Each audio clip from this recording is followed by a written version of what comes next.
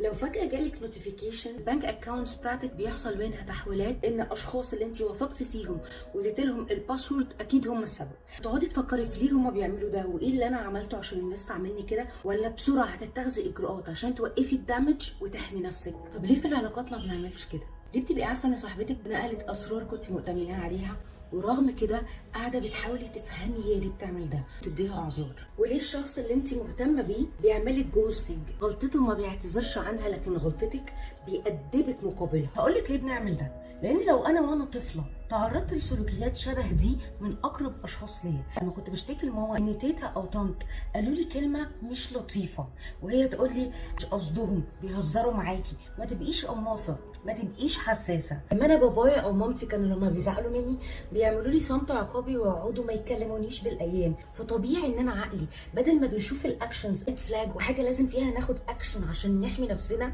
عقلي بيشوف ان ده عادي. لو انت مش سعيده في علاقاتك والفيديو ده طلع لك، ده مش بالصدفه، دي علامه بتقولك لو السلوكيات بتاعتك تجاه علاقاتك من الصبر والتحمل والتحليل وما خدمتكيش، مستنيه ايه؟